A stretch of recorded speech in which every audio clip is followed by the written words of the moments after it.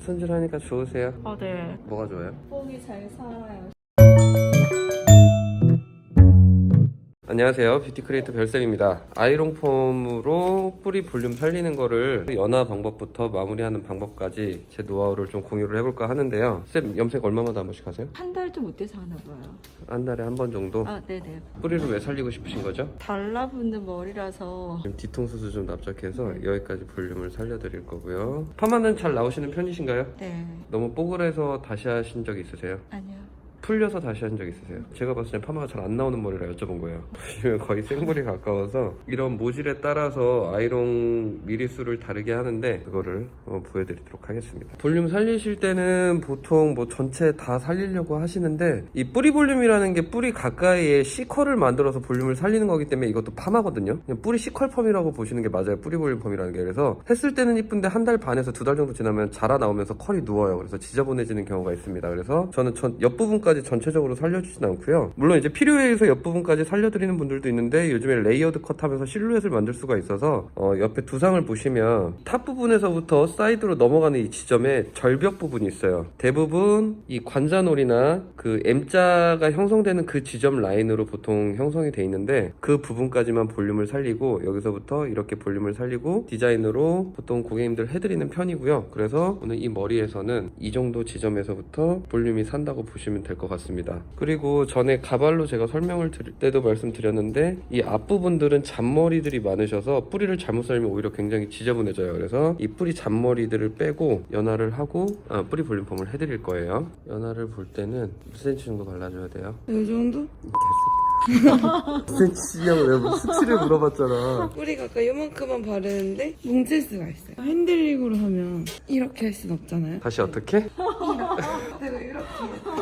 뿌리 연화를 보실 때는 뿌리에서 약 5mm 정도 띄워주시는 게 좋고요. 그 부분까지는 어차피 열도 가해지지 않고 아이롱 들어간다고 해도 살지도 않는 부분입니다. 그래서 5mm 정도 띄워주고 2cm 정도 펌제를 발라주시면 되는데요. 미리수에 따라 좀 틀려지실 수 있어요. 만약에 펌이 아주 잘 나오는 모발에서 16mm 아이롱을 가지고 뿌리 볼륨 펌을 하신다고 하면 2cm보다 조금 더 발라주시는 게 좋고요. 오늘 저희 선생님은 제가 봤을 때는 본인은 펌이 잘 나온다고 하는데 제가 봤을 땐 사기치는 것 같아서 12mm, 13mm를 이용해서 펌을 할 건데요. 미리수라는 게 지름을 뜻하기 때문에 주변의 여분의 부분까지 해서 한 2cm 정도 연화를 해줄 겁니다. 그 이상 연화를 하게 되면 과하게 모발 손상이 올 수도 있고 잘못하면 자국도 남을 수 있어요.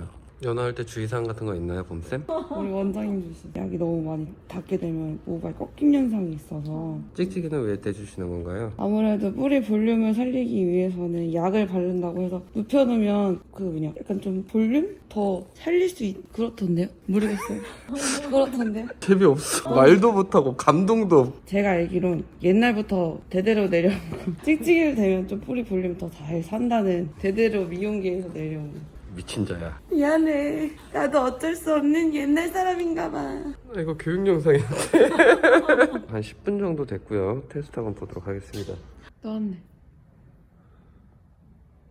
약을 선정하실 때 주의사항이 이렇게 뿌리 염색하시거나 새치 염색하시는 분들 알카리 펌제 그냥 이용하시면 얘가 굉장히 밝아지는 경험을 해보신 적이 있으실 거예요. 그래서 지금 저도 오늘 약산성 펌제를 이용해서 했는데 색이 많이 빠지진 않았는데 그래도 보시면 연화 본 부분하고 부지 않은 부분이 약간의 티가 납니다. 그래서 pH 밸런스 잘 맞춰주셔야 되고 염색을 하신 머리나 이런 분들은 약산성 펌제를 사용해서 연화를 봐주실 것을 추천드립니다. 이 머리가 파마가 잘 안 나오는 머리라고 가정하에 12mm로 한 3단 정도 들어갈 거고요. 그 위에 좀 깔끔하게 하기 위해서 13mm로 아이롱 작업을 할 겁니다. 그럼 12mm 작업 중이고 온도는 150도입니다. 처음 아이롱을 넣었을 때는 수분감이 있어야 되고 아이롱 폼이 들어가면 빠르게 처음에는 핸들링을 좀 해서 수분을 1차적으로 좀 날려주시고요. 수분이 절이 남았을 때 뜸을 줘서 컬을 잡아주시면 돼요. 이해하기 쉽게 제가 이렇게 설명을 했는데 수분이 너무 많을 때 고온이 들어가면 모발의 손상의 원인이 또 될 수 있기 때문에 이렇게 2번, 3번 정도 핸들링을 해주고 1차 수분을 날린 뒤에 천천히 뜸을 줘서 컬감을 주고 그리고 나서 글러브를 열고 나면 이쪽에 약간 자국이 좀 생겨요. 그래서 글러브를 열고 그 자국이 생길 만한 부분을 한 번씩 이렇게 다려주세요. 텐션을 줘서 해주시면 깔끔하게 가능합니다.